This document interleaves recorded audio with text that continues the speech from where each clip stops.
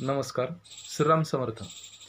मी फेसबुकवरती add पाहून परमपूज्य वेदमूर्ती वास्तुविशारद उमेश रमेश कुलकर्णी गुरुजी यांच्याकडे 5 दिवसीय मोफत वास्तुवर्ग या अभ्यासक्रमामध्ये या वर्गामध्ये मोफत प्रवेश केला होता व त्या प्रवेशादरम्यान त्या वास्तुवर्गामध्ये वास्तुशास्त्र म्हणजे नेमकं काय आणि भवनशास्त्र म्हणजे काय, वास्तुशास्त्र आणि भवनशास्त्र यामध्ये असलेला फरक हा गुरुजींनी स्पष्ट केला आणि त्याच वेळेस कळलं की वास्तुशास्त्र आणि भवनशास्त्रामध्ये खूप जमीन आसमानाचा फरक आहे आणि वास्तुशास्त्राचा अभ्यास कशा पद्धतीने केला जातो याचं देखील सविस्तर विवेचन या 5 दिवसीय मोफत वर्गामध्ये गुरुजींनी केलं होतं. आणि याचाच भाग म्हणून मी वास्तुविशारदच्या बॅच क्रमांक 9मध्ये वास्तुविशारदसाठी प्रवेश केला. यानंतर वास्तुशास्त्राची उत्पत्ती कशी झाली याबद्दल गुरुजींनी योग्य मार्गदर्शन केलं. नमस्कार कोणाला करावा, कसा करावा यावर देखील विवेचन केलं.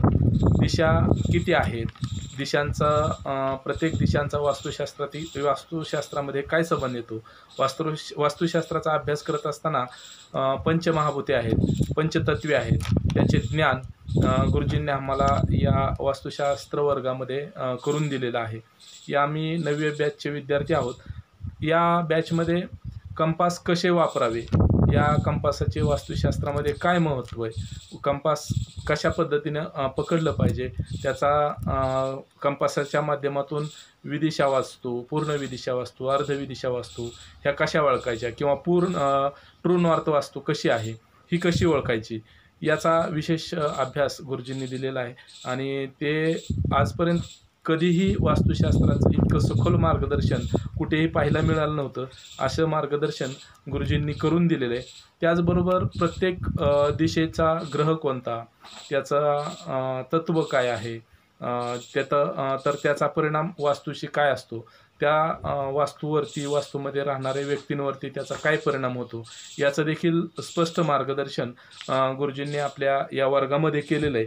त्याचबरोबर घटबिंब सिद्धांत जो वास्तुशास्त्राचा मूळ गाभ आहे आणि घटबिंब सिद्धांतानुसार वास्तुशास्त्राचा अभ्यास कसा करावा आणि घटबिंब सिद्धांतामधून जर वास्तूचं परीक्षण केलं तर त्यातून आपल्याला काय माहिती मिळते याचं सविस्तर विवेचन गुरुजींनी आम्हाला या वर्गामध्ये केलेलं आहे.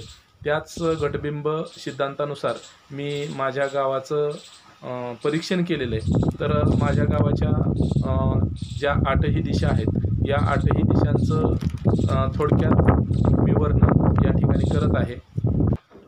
या घटबिंब सिद्धांतानुसार माझ्या गावाच्या उत्तर दिशेला, तसं पाहिलं तर 4ही दिशेला गावाच्या शेती क्षेत्र मुबलक प्रमाणात आहे. बागायती शेती आहे.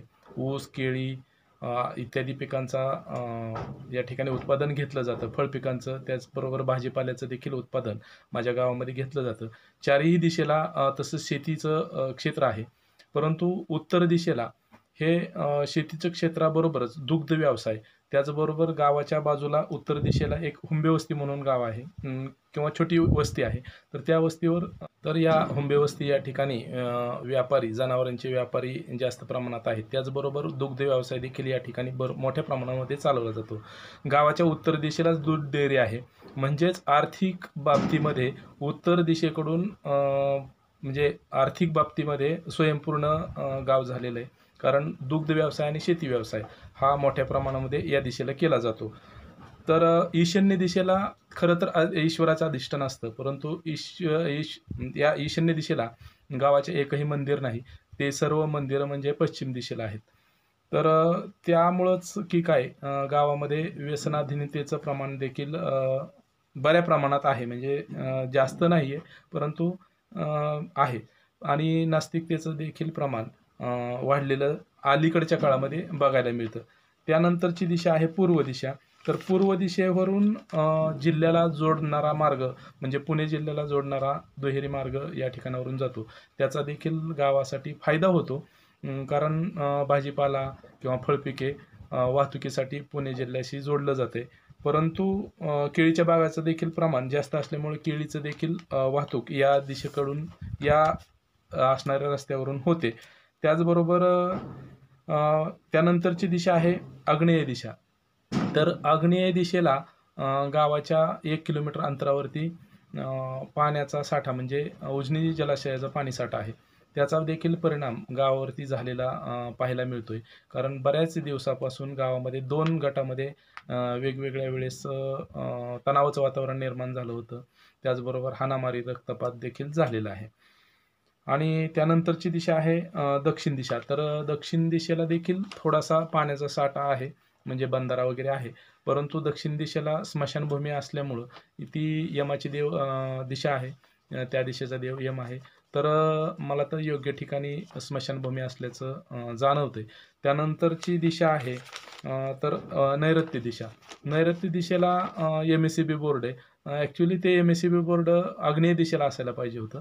परंतु ते नैऋत्य दिशेला आहे आणि नैऋत्य दिशेला शाळा वगैरे असायला हव्या होत्या, परंतु त्या काही नाही आहेत. तर त्याचा परिणाम देखील जाणवतो. सतत चंचल गाव असतं. गावातलं वातावरण स्थिर कधीही नाही.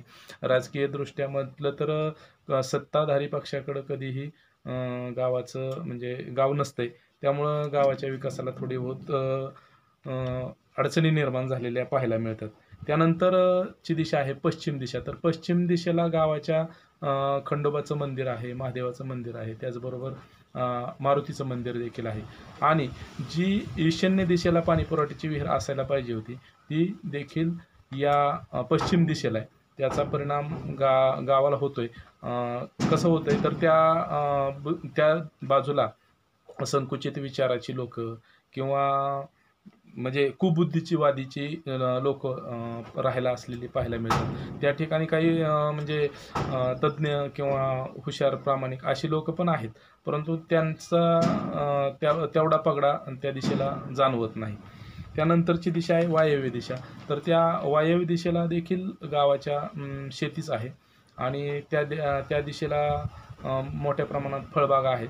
आर्थिक उत्पन्नाचं साधन त्या बाजूला आहे. दुग्ध व्यवसाय देखील त्या बाजूला चांगल्या पद्धतीने चालवला जातो. परंतु दिशेच्या कारकत्वानुसार कुबुद्धीची आणि चंचल लोकांचं प्रमाण त्या दिशेला नक्कीच पाहायला मिळतं आणि या अशा प्रकारे मी माझ्या गावाचं सर्वेक्षण, परीक्षण केलेलं आहे. धन्यवाद.